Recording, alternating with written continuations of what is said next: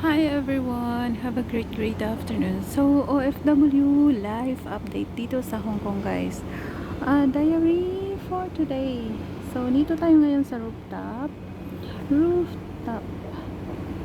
Yes, dito tayo ngayon sa rooftop. So, ito yung mga tanim ko guys.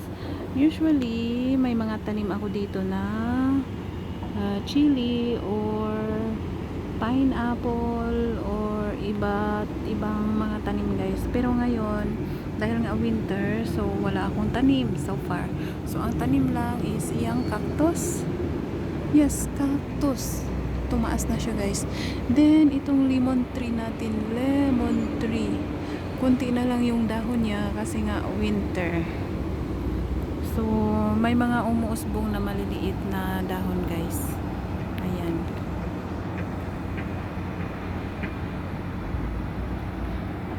So, pagdating ng spring or summer, mag-ano na yan siya, magdami yung dahon niya.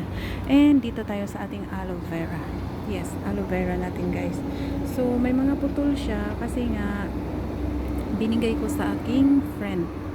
While, dito banda, yung ano nila, yung dahon nila is medyo nag-yellowish, greenish yellow, green yellow. Kasi, sa winter guys. Pero, pagdating ng summer, mag-ano na yan siya, mag full green. Pero doon sa kabila, yung tanim ko na ano, na aloe vera, yung repotted guys, is green na green yung dahon. So nagbulak siya guys. Look. Ang ganda ng flower. Bakit nag-blurred? Ayan. 'Di ba ang ganda ng flower niya guys? So ayan siya ang flower ng ating aloe vera. Ayan, ayan siya. So marami siyang ano guys, maraming bulaklak kahit hanggang doon. So lumabas na siya sa bakod. Hindi pa ako nakapaglinis guys. Then yung tanim is napunta sa aircon sa kabilang bakod. Anyway, pagdating ng medyo maulan kasi ngayon kaya hindi ako makakapaglinis dito. But soon we'll try na maglinis dito guys. May bee doon sa dahon ng sa bulaklak ng aloe vera. So lipat tayo sa kabila, check natin yung cactus natin doon. So dito banda guys, dito banda ang cactus natin. Ayan siya.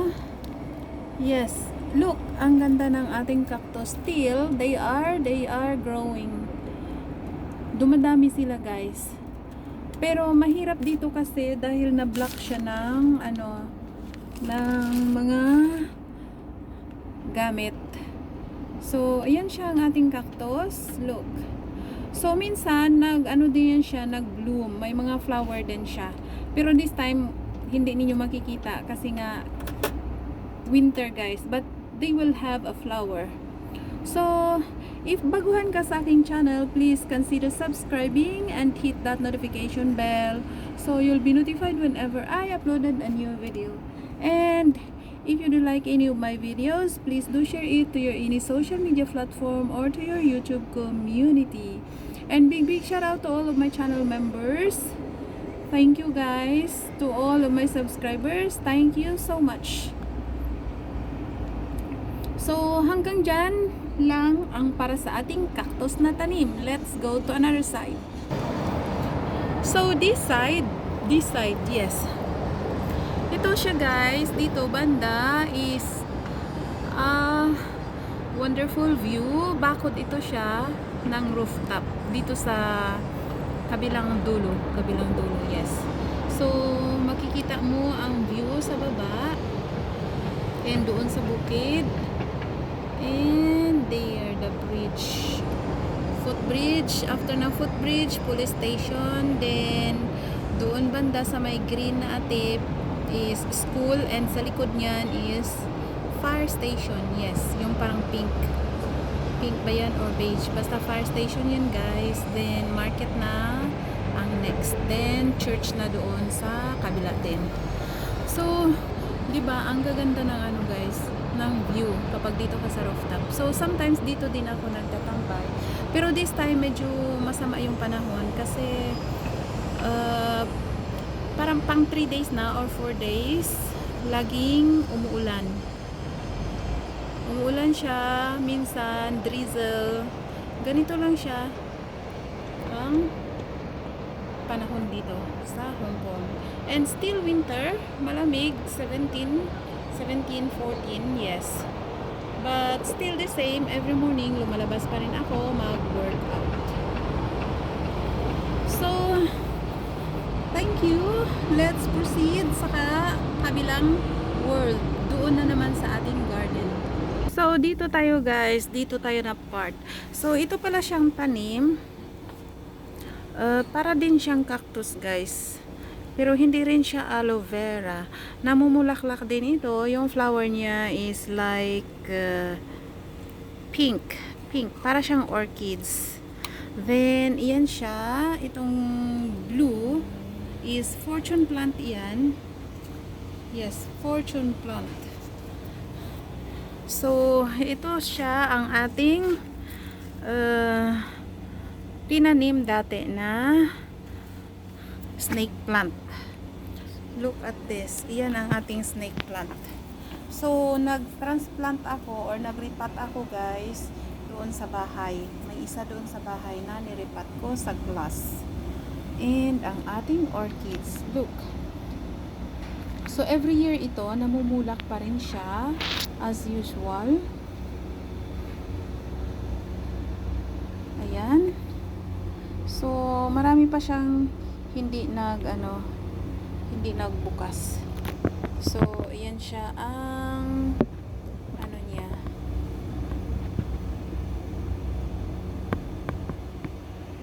Beautiful, right? Para siyang gagamba yung sa gitna, 'di ba? Para siyang spider. Parang spider. Okay. That's our orchids. Ito siya is bougainvillea. And ito is, hindi ko alam anong pangalan nito ng tanim, pero sa amin is atis. Nag-ano din ito siya guys, it's a fruit tree. Pero ngayon, dahil winter, wala siyang dahon. Then, ito ang ating Malabar spinach. So, long time na hindi ako nakapag-update ng Malabar spinach natin, but still the same. Mayroon siyang bunga pa rin. Super dami ng bunga, which is para siyang blueberry. Look, di ba para siyang blueberry guys? Ang lalaki ng mga bunga. Oh, ayan, ang lalaki ng mga bunga guys. Parang blueberry siya tingnan. So if you want magtanim, pwede yan siyang itanim guys, kasi ripe na yan siya. Kapag medyo nag-dry, so for sure tutubo yan siya guys. O diba ang dami niya, ang daming bunga, super. Para siyang blueberry talaga. Diyan banda, super dami. So ito siya na side, ayan. Pwede na yan siya. Mag-ano na yan siya guys, parang pwede na siyang gawing ano ba, pang seedling. So may mga green siya, super dami din.